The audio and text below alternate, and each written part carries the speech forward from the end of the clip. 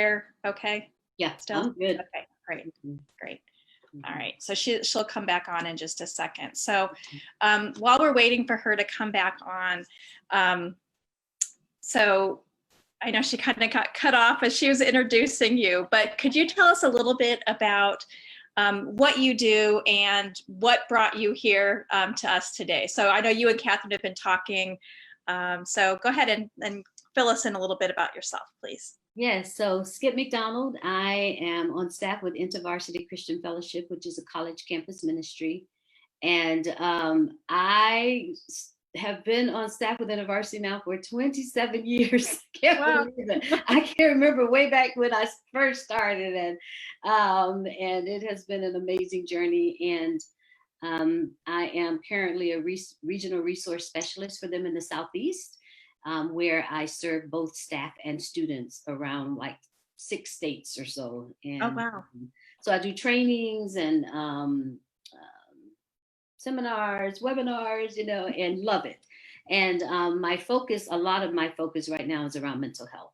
And so I have a background as a mental health nurse, several years, and have my certification as a mental health first aid trainer, instructor as well. So Catherine, as she was saying, she and I connected, and it's been so cool and fun to be in touch with her and get to be a part of Key Ministry as I'm able to. And so yeah, that's a little bit about who I am and why I'm here. That is great, and we're glad you're here.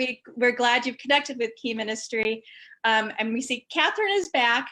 So I'm going to bow out. I'll be here in the background if I'm needed. Okay. All right. Yeah. So, the wonderful world of Wi-Fi, right? Yes. Sorry about that. Well, so I think I came into you introducing yourself and talking a little bit about your background. And did you talk about the colleges that you have served in the past or that you're currently serving with InterVarsity? Because I'm curious to know, the names of some of those universities, if that's okay. Yeah, right. Yeah, so I'm in Georgia, and the most of my hands-on time with students has been I work with nursing students, but then I also work with students in general. So Chamberlain College of Nursing has been one of those. In the past, I've done some ministry at Emory, Georgia Perimeter College, Middle Georgia State University. So those are just a few of the names. And I haven't always per se just worked with nursing students. So I have a history with Spelman College, Morris Brown College. I mean, that's going way back in the day. So yeah. I've had my hands on college students for a long time. Yeah. And because of our region being the Southeast and being as spread as it is, I would venture to Tennessee or University of Alabama or University of West Florida, meeting with students either virtually or I've actually gone to their regions and helped to lead conferences. So I've just kind of had my hands all over the Southeast and a little bit nationally too. So yeah, well, it sounds like it. I mean, boy, some great universities and colleges that you've gotten to work with. I mean, that's what a breadth, of observation and experience, and that's really pretty cool. It's been just a joy. Yeah. Well, and it shows. I mean, it shows in your writing. It shows in talking with you privately. That it is, a labor of love for you. And I mean, what a gift to the college students and their parents. For them to be able to connect with that kind of support from groups like InterVarsity while they're on college. I'm sure that's been incredibly, helpful. Because everybody, I mean, I was starting to talk about, how people are celebrating and they're grieving, and it's just this mix, and being the parent of young adults, and once upon a time I was a young adult. I mean, young adults, as they don't have as much life experience to realize that, okay, there's going to be an after to all the stuff that we're dealing with now. It may be hard. And it is hard, but, we will figure out a way, and, God will get us through. But, I'm just curious. I know you've had conversations with a variety of folks over the last few weeks, thinking about what we were going to talk about today. So, I mean, what are some of the specific things that you're hearing some of these young adults talk about, in terms of their specific grief or the losses that they're, lamenting over right now. Yeah, I have been really appreciative of those who've been willing to share, and I've heard a range from. It was really interesting. One young lady shared that just the not being able to have her graduation ceremony, and how she missed just even the touch of celebration, where people could hug you or shake your hand when you go across the stage. I mean, just things that we just kind of don't really think about, but I hadn't thought about it just from that framework. She said, I realized how much the importance of touch, even as we're celebrating or grieving, if I may. So I've heard, people talk about, it's just been a huge loss. I spoke with one graduating high school senior, and she just talked about how initially she felt devastated that she wouldn't have a graduation. There was no prom, all these things she had looked forward to for so long, they were gone. But then out of her maturity as a high schooler, she said, well, that doesn't compare with some of the loss that I hear people are going through. And I thought, wow, that she was able to see beyond. Yes, this was hard for me, but I can't even compare. Her name is Olivia. She said, I can't even compare what I'm feeling to what some others. She said, I've got food on the table. We have a stable income. So she was able to give that balance. And so yeah, people are just sharing from different angles but it seems like the overarching theme has been a feeling of loss and not having the typical celebration that we're used to. And I think that what you just said is when things don't go when things don't go based upon what our expectations are or what you're used to, it does feel like loss. Even if, as this young lady, so astutely pointed out, she's got all of her needs met. She probably has a lot of her wants met, but it's just that, okay, it wasn't supposed to be this way. And it's just very unsettling. And we actually got a comment in the Facebook chat that, not just young people are having trouble with that. I'm sure that it's on both the student side and the parent side, but you're in particular seeing it from more of the student side. Yeah, the student side and the staff side, because being in college ministry, we've been left like, whoa, what do we do? What do we do with this? How do we still connect with our students? How am I making sure I'm doing okay? So as I've said before, I feel like everybody on the globe has been affected by this, and absolutely. And it affects us in different ways. Yeah, absolutely. And I think it's easy to get frustrated with whether it's your university leadership or your local or state government or federal government leadership, or whoever is in authority over you, like in a job situation. But boy, I just really feel that everybody's trying. Everybody's trying, and it's just really a time for trying to give a little extra grace. And all the solutions aren't great for every single person, but it's a difficult thing for everyone. So. And they're not always clear either. And so I find myself saying, you know what, this hit everybody. Well, some say not a surprise, some knew, I won't get into that debate, but nevertheless, people, we're all trying to figure it out. The leaders, the ones underneath the leaders, everybody. So I personally try to remember that and extend grace. Like if I were in their shoes, oh my goodness, what would I be doing with this thing? Right. Yeah. So do you interact with parents too, or do you hear from parents at all in the work that you do with the students? Because I'm curious, like what the parents would be communicating to you. Yeah, more indirectly, not so much one-on-one, face-to-face. But some of what I have gathered is I can sense from the parents even feeling some of the disappointment that their child, because as a parent, you're you're hyped up too, trying to get them ready for this camp or get them ready for this or whatever, and then that comes to a screeching halt even for a parent. And so while they're trying to deal with their own disappointment, they're also trying to be encouraging, at the same time, which parents bear a lot. I don't have any, I have a lot of spiritual kids, but no biological children, but just you dealing with your own stuff while you're trying to be there and be uplifting. Right. That's the sense of what I'm hearing and getting. Yeah. So we just got a comment in the chat, which is actually really good news. Al from New Jersey said that the governor just decreed that high school graduations can take place publicly with social distancing of 6 feet as of July 2nd.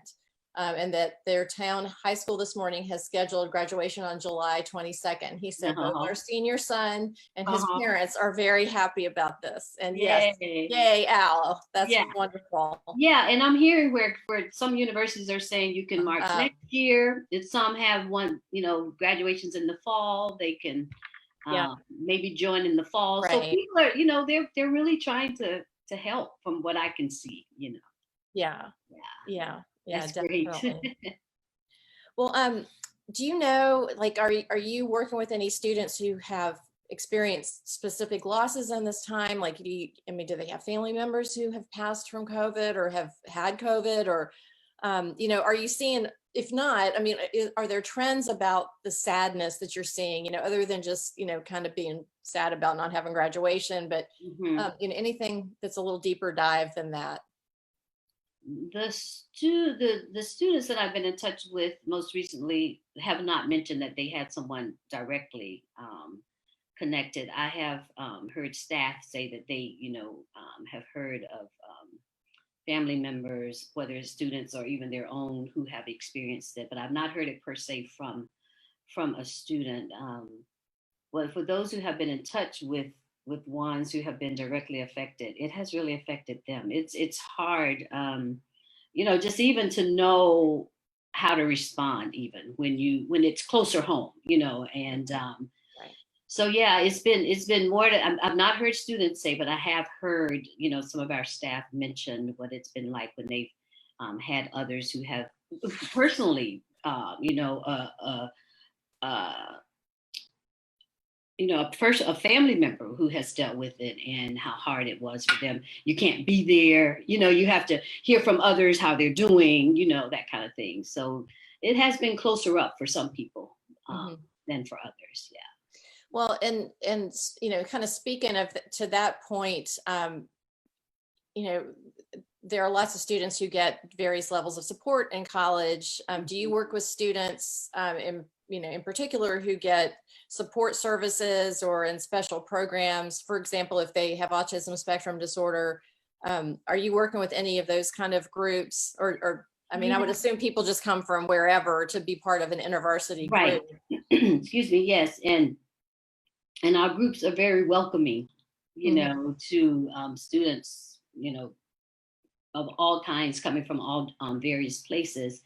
But I've not worked with any specific departments who are, helping our special students. So, but I would say that I have seen and heard how our student groups have just really sought to embrace, those who come in whatever ways they can help support and be there. And just on that note, I just want to mention that one of the things that we've heard that really hit hard was when schools shut down and our international students were just left, and how some people have really tried to,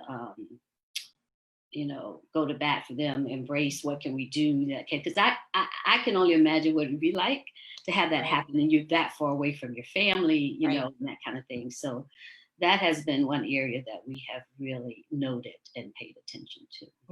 Well, that's great. Yeah, anecdotally, my daughter goes to Virginia Tech, and we have, it's a huge school. There's a large parents Facebook group, and there's one student who is 8,000 miles away from home and, has not been able to go home in this. I'm sure it's difficult traveling anyway. Yeah. And so but it sounds like the Hokie community has really rallied around her to try to, some local moms and parents have really stepped in to try to, right. fill in that gap for her. So that's been a sweet thing to see. That's Well, the reason, and another reason I brought up the, students with some special or extra needs on college campuses is, yeah, I mean, the response that we're all having is consistent, but, for some students who struggle, more with transitions, with change, it may be even harder for them. And we actually got a comment in the Facebook chat about how, people with autism may not be understanding why. I mean, maybe not so much the college students, certainly, people who are, maybe not in college and, maybe, level 2 or certainly level 3 autism.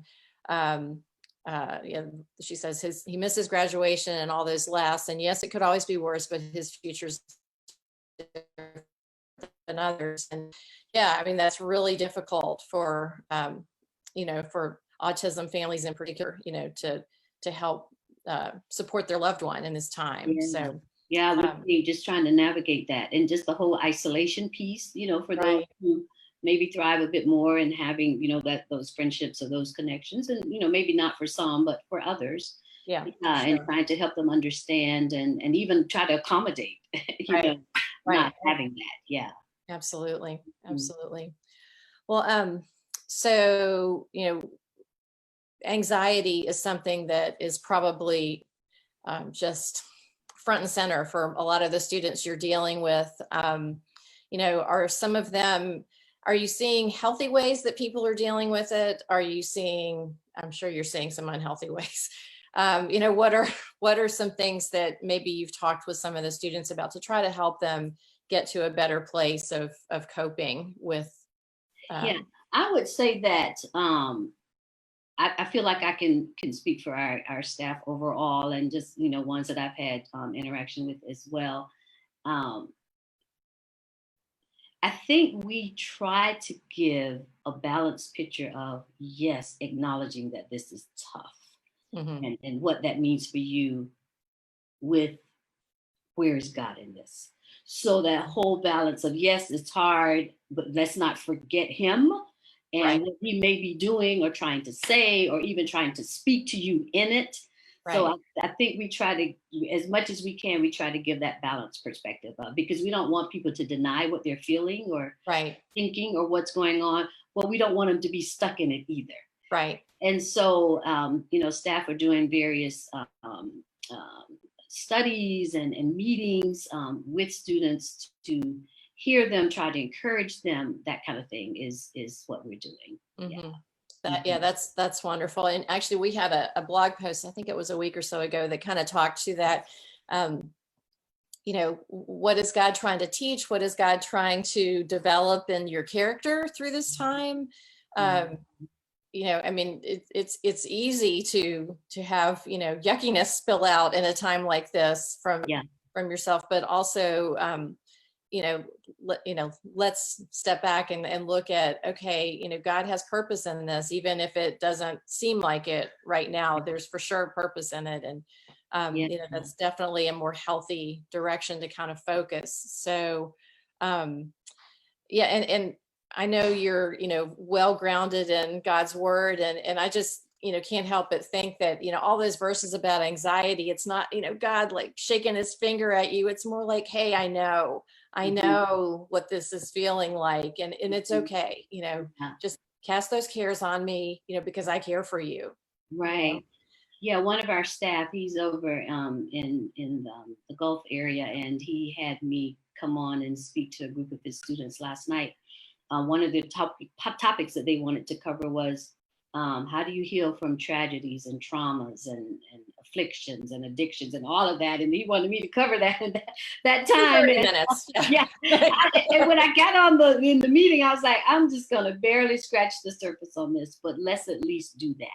Yeah. And talked about, what does it look like to experience healing from within? Because these things, these storms, these things that happen in our life, what do they do? What do they have in common? They can wound our souls. Yeah. And so how do we move past that? How can we experience healing from that? So just even last night, being able to interact with those students was really special, and hear where they're coming from and what they're talking about. And just even with the whole mental health piece, as one of the students pointed out, that, it's still a fairly big stigma in the church to even talk about mental health.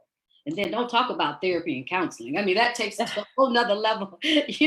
Some are more open to that than others. Right. She's like, yeah, we just had this conversation. The youth lead, I think. She said, we just had this conversation the other day. And then, of course, we were talking about it last night. So, yeah.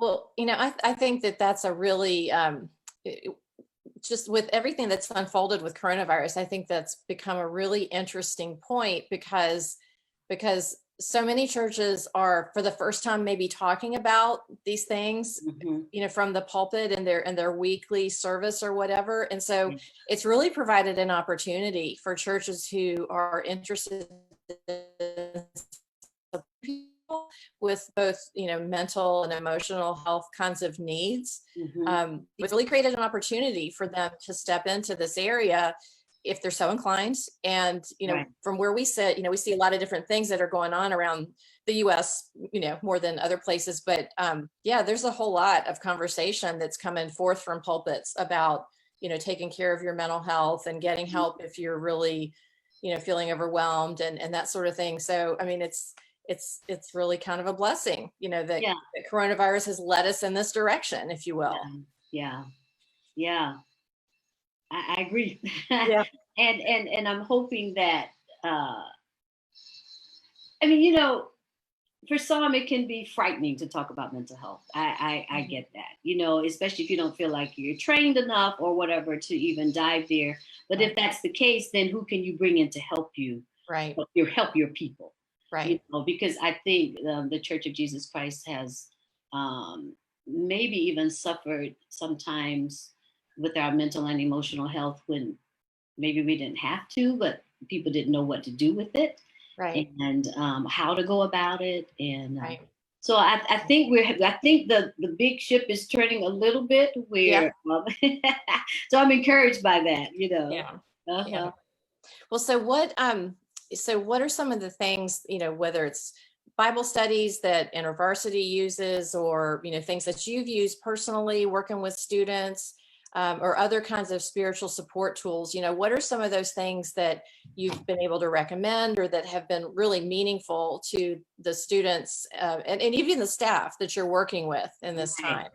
Yeah, well, I must applaud InterVarsity. I have been so blessed with what they have, the movement as a whole, have tried to do for both staff and students. Like one thing that has been developed, we have these huge, large group meetings where people can come on. We have speaker worship and all of that, and people have been coming, and there have been those who have given their life to Christ and everything. This big, large group meeting. We've had large group Bible studies, specific Bible studies. And you're talking about like on Zoom? Yeah. Yes. Okay. Yes. That's cool. Yeah, that's clearly great. On Zoom. Yes. But just trying to connect with the community at large, and we just did, I can't remember the exact name. I should have written that down, but it was like a global project where we connected with other countries, and you would walk and do these different things together. So we're just trying to create this togetherness. And fortunately, I was able to write a Bible study recently on anxiety that just came out, and a staff spoke with me recently, and she said, my students and I will be going through that this summer. And wonderful. So, people are just pulling different resources together to use to try to see what would be the best way to connect with their students over the summer. And so that's just one example. And I saw where I think it's the 30th maybe, where InterVarsity is doing this big celebration for our graduates, and people can register for that and sign up for that. So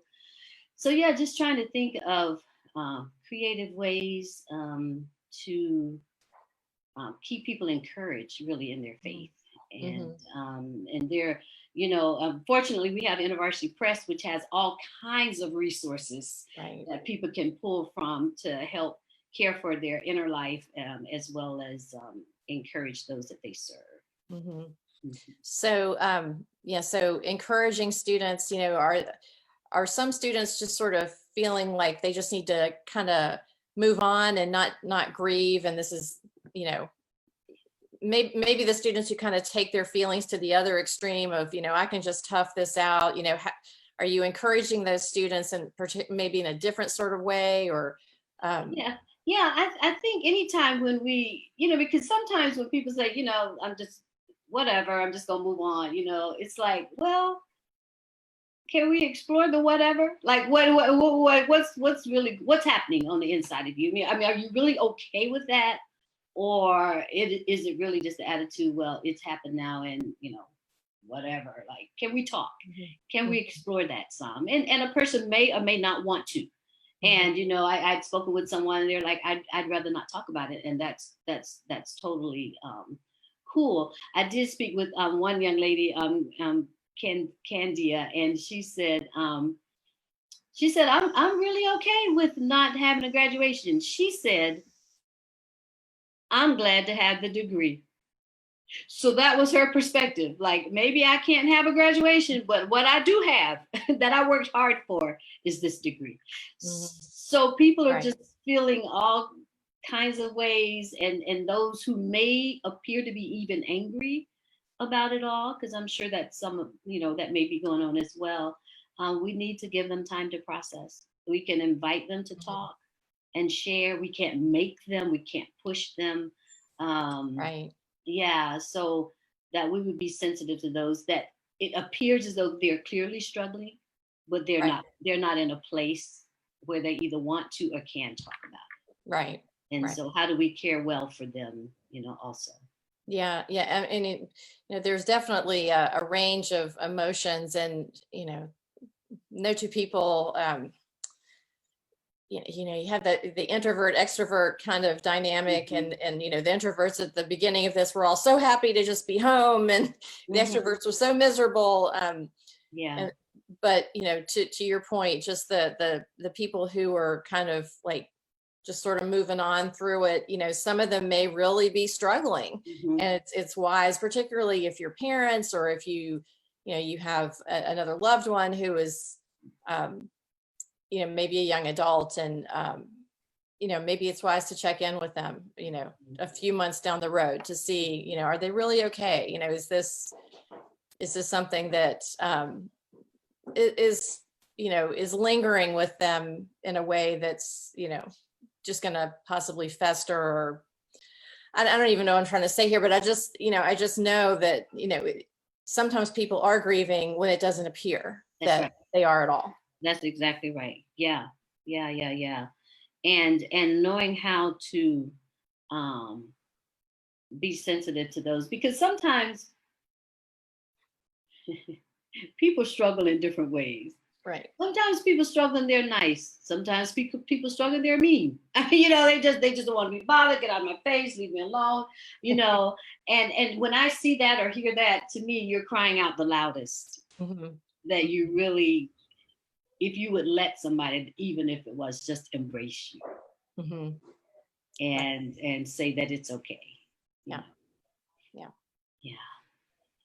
Well, let's talk about celebrating. This has been a lot about grieving, and this is a happy time. And I am so glad to hear that there's that young lady, you know, that you're connected with, who said, I am just so glad to have this degree, because boy, isn't that the truth. You know, there's a lot of hard work that goes behind every piece of paper that you get with your name on it that says you're a graduate. So, you know, obviously there's just tons of social distancing things, you know, until everybody gets to, you know, July or whenever they're stable, allow some kind of graduation ceremony.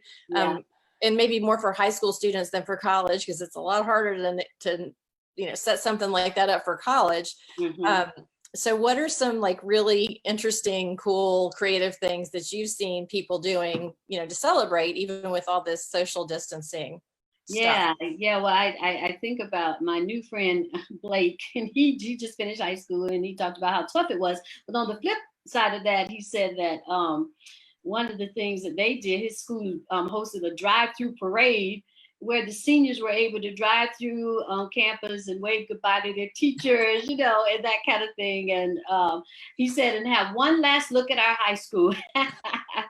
and that his family threw a virtual graduation, which I've heard of those, and he got to FaceTime with his grandparents, and open the card in front of them, those kinds of things, and then my friend Alexandria, she was saying how graduation day came, and they were going to do like a virtual thing, and she wasn't that excited, but how she looked out, she heard noise outside of her window. And she looked down, and family and loved ones had gathered to celebrate her. And she just talked about how much, she said, I just cried, just how much it meant that they would that's wonderful. try to be creative, to come and say, we see you. And and I think about Olivia, how she said that they created a Facebook group, and how one family was supposed to share something with another family, with another student who was graduating. They were doing that back and forth, and they had like a drive-through where they went through and picked up their cap and gowns, and they had on their cars, like where they were going to school, so people are being creative. It's not like one person says, it's not quite the same when you walk down the hall to go tell that one dear teacher goodbye, or that one staff goodbye, or shaking the hands or whatever. She said, but oh my goodness, Olivia, she was talking, she said, I feel so seen and loved.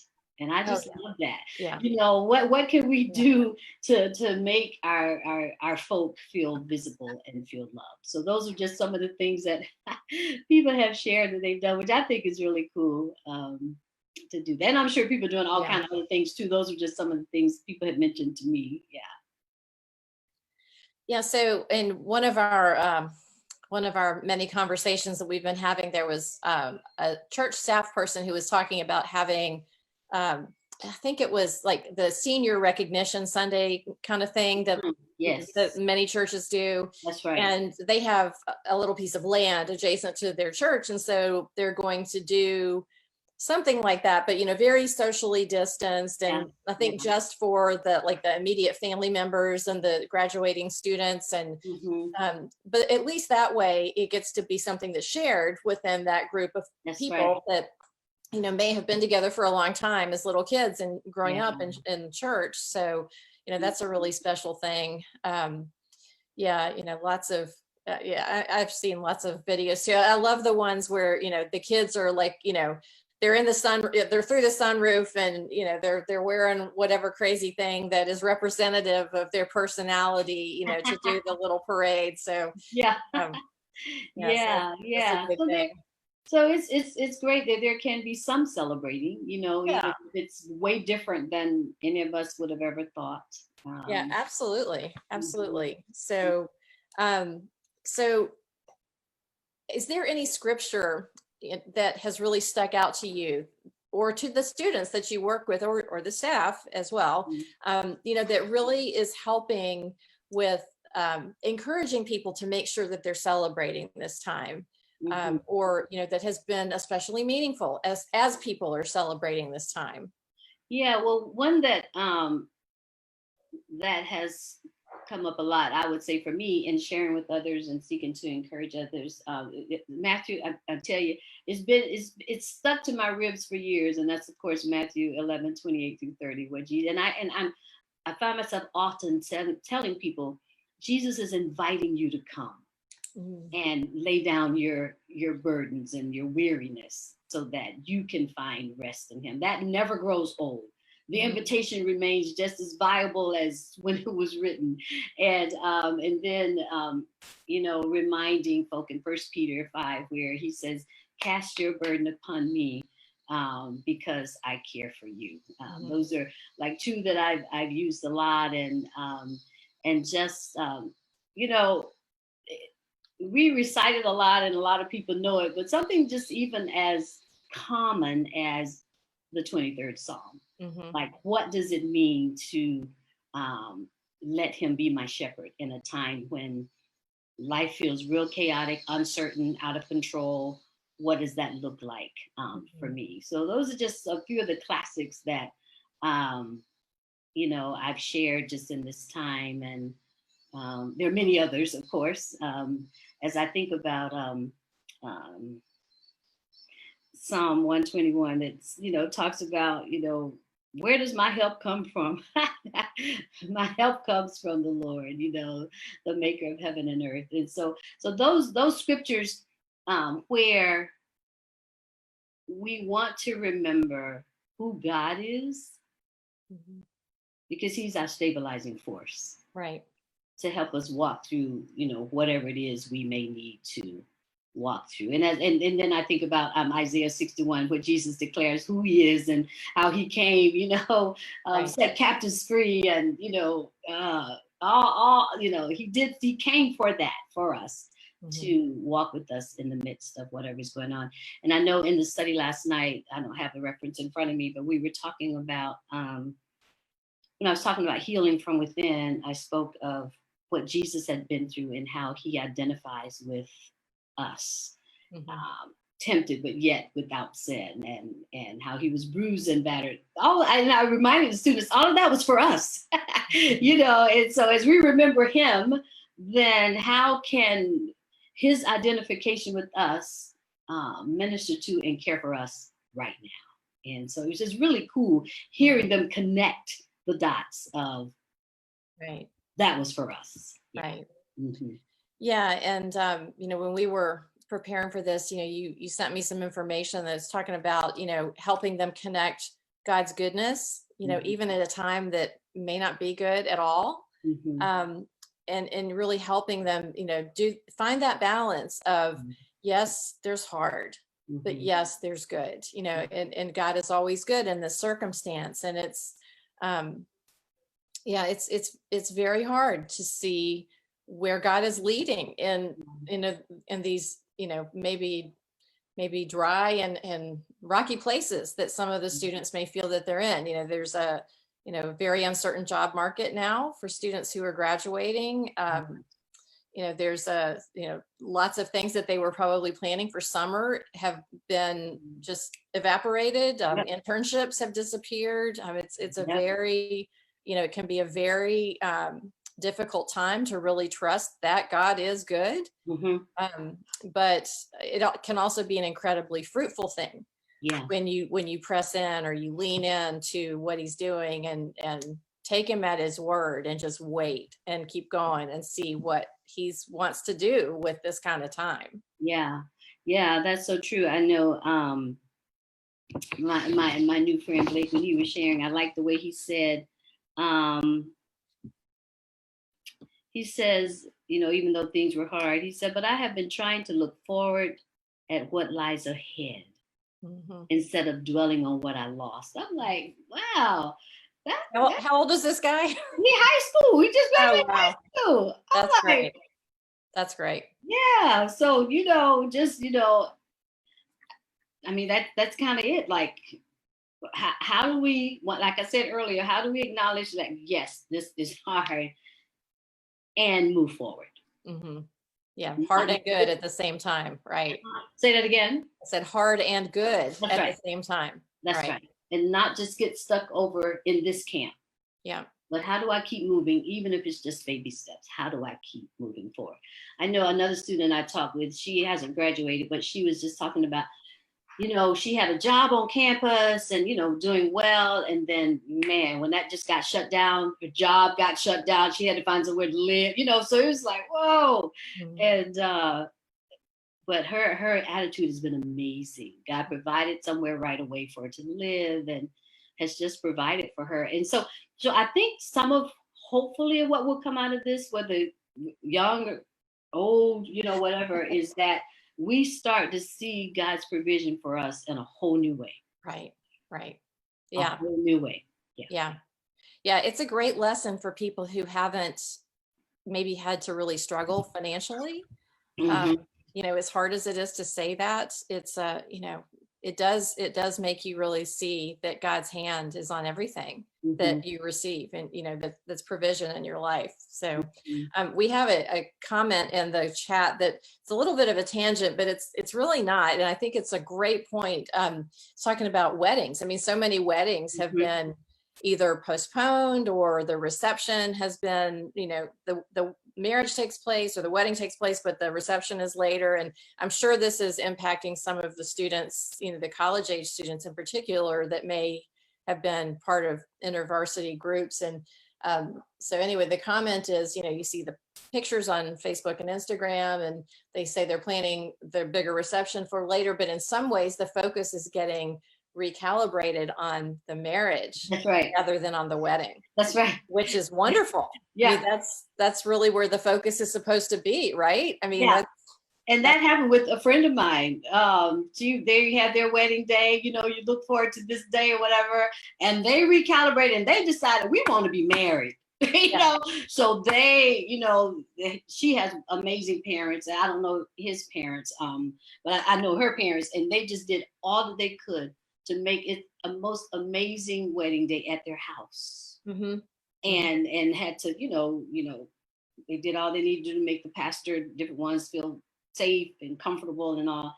And I just remember their daughter saying, she said, I couldn't have asked for anything more. Oh, she was so pleased. That's wonderful. Yeah. So, people, and like you said, they said, we want to be married. So whether that's next week, yesterday, whatever, what do we need to do? It's not about, that date, we had our big plans and that kind of thing, but when it boils down to it, we want to be together. Mm-hmm. Yeah. So I've seen and heard lots of creative stories with marriages these days. So yeah. So for the student who just really won't celebrate, whether it's, not as many for sure getting married, but, for the one who maybe has graduated and won't talk about it or whatever, how are you encouraging them to maybe handle their disappointment in this time? And we kind of touched on this a little bit earlier about, people grieving differently than others, but, what are some things that maybe you've seen, or maybe you've encouraged the students to do to help them, kind of, be focused on things that are important to them.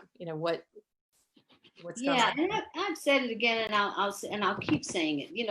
One of the biggest keys, I think, is when we learn to just be honest with ourselves about what we're feeling and thinking, because too often we're not. We learn how to, I'm good, I'm okay, or whatever. How do we encourage all of us, not just our students, to just be honest with what are you really feeling? Mm-hmm. What are you really thinking? Because if you can't be honest with yourself, there's not much I can do to help you. Right. Yeah, except to keep encouraging you to like, what are you really feeling? Like, how is this really affecting you? And then out of that, then what can I do to serve you? How can I help you, walk through that? Or what do you feel you need? Those kind of things. Because when people are, when we're having a hard time with whatever it is, those who are wanting to help us tend to try to tell us how they need to be helped. We don't ask the question enough, how can I help you? Right. What can I do to encourage you or make you feel better or whatever? And, when I was trained to be a mental health first aid instructor, part of the whole action plan is listening non-judgmentally. I would say listening, period. Most people are not good listeners. Mm-hmm. And so I think that if we could do that with that person who seemed to be having a hard time with life right now, how can we just hear them out? Because sometimes that's all a person needs. Mm-hmm. Someone who would just listen to me. Right. And then maybe we can walk together from that point. But will you just hear me out? Right. And I think too often, I love young people. I have a huge heart for our young people. And I just wonder how much they're being heard. Mm-hmm. Mm-hmm. Yeah, I think it was before we actually jumped on the call today, we were talking about how I love it when a plan comes together, and that our blog post today is about how parents can help younger kids grieve well in this time. And and the points that are given, I mean, they're all those kind of points that we've been talking through is, validate their feelings and listen to them, let them talk. Yeah. I mean, it doesn't matter really what age the person is, let them talk. And, if they're struggling beyond kind of and this is a rule of thumb, but a reasonable time period, which may be different for me than it is for you. Yeah. But, at some point, they may need to get some, more skilled help to move beyond whatever has, as you said so perfectly, what has wounded their soul. So, I love it when we have, this kind of little guide. I have to make sure I read that. Yes. Yeah, absolutely. Yeah. And it makes me think about, because especially when we're talking about children, just even helping the kids, not necessarily those who just graduated or whatever, but just our kids in general. I think back to one of my little spiritual nephews. He was a little guy, and he and my mother had become really close, and mom died. And I remember his mom telling me the story one day. She said one day he just burst into tears. She's like, "What's wrong?" Like, what happened? And he said how much he missed her. So he was grieving in his own way, and it finally just came out. And so I was invited by hospice to come back and share my journey of them being with me and the loss of my mom. And I took him with me. He was like maybe 5, maybe, I don't know, 6 years old by this time. I can't remember. And I brought him as an example. I said, kids grieve too. And too often they get lost in the shuffle. Because, you got to make your plans, when someone passes and all of that. I said, but don't forget the children. Yeah. I mean, Jesus wouldn't have welcomed and wanted little kids, to hear his words, just like the adults did, unless, it was important for them to have that same level of care. So, so let's not forget the children, the little ones, the bigger ones, the big ones. Absolutely. Yeah. Well, we've got about 5 more minutes until we need to wrap up. So, I guess what kind of parting wisdom would you like to offer to either students, young adults, or their parents who may be watching this either now or watching the recording once we get it shared on our social media? What are some things that you would encourage them with? The thing that's coming to mind as you're even asking me that is I'm not sure that I can reiterate enough the balance of the hard and the good. Helping our loved ones acknowledge the difficulties, period, in life. And then where is God? Where is he in that? What difference can I make in wanting to help you? And what difference can he make that only he can make? And how often do we make that connection that there are some things that really only God can ultimately care for our souls as we let him. Others are helpful, we can do, but man, how can we help others connect with our God and let him do what only he can do in our souls? Yeah, it's too easy to really look for that kind of fix or cure from people, and until you really do that messy and hard work with God, it's you're not gonna ultimately find it.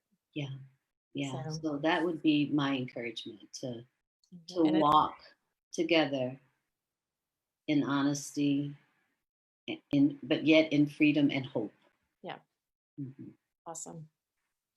Well, let's give a shout out to your new book and how people can find you if they want to connect with you after this call or this webinar, because that definitely does happen. And for those who are watching this, we definitely encourage you to reach out to Skip if there's something in particular you'd like to ask her, or to learn more about the work that InterVarsity does on campuses. So what website can we share? You can, my website is skipmcdonald.org. Okay. People can reach me in that way, and I would be happy to speak with anyone who would want to speak further. And my Life Guide Bible Study on Anxiety can be found at InterVarsity Press. I'm not sure that it's on Amazon yet, but I know InterVarsity Press, ivpress.com is where that can be found. Yeah. Okay. Yeah, we will, I just put those in our chat, and we'll make sure that we have those in the description of the video when it's posted on our YouTube and Vimeo channels. Okay. So. Well, thank you so much. Well, thank you. And Skip, it's been a delight as always. I love talking with you. There's just so much warmth and wisdom. And it's just great to hear the good work that's being done, that you're doing in your ministry, but, that also is touching so many of the young adults on our campuses. Mm-hmm. And, as a parent, that's just really encouraging, to learn about what, InterVarsity and you specifically are pouring into the next generation. They get looked down on a lot, but, there's a lot of young people who are really remarkable and are already, have a deep and rich walk with Christ. And this has been very encouraging. Well, thank you all for joining us today. Again, if you are interested in learning more about Skip, you can find her at skipmcdonald.org. She has a book on ivypress.com about anxiety, so be sure to check that out. Be also sure to check the Key Ministry events page every week for upcoming events on a variety of topics. We're scheduling a couple of different perspectives going forward throughout this summer. We're going to have some weeks more of a parent focus. Some weeks will be focused on mental health topics. Some weeks will be focused on disability ministry, discussions with other ministry leaders. So again, be sure to check out the Key Ministry events page for upcoming webinars and video roundtable discussions. So for the rest of the Key Ministry team, I'm Catherine Boyle. Thanks so much for joining us, and join us right back here next week where we'll have another couple of conversations. Thanks so much.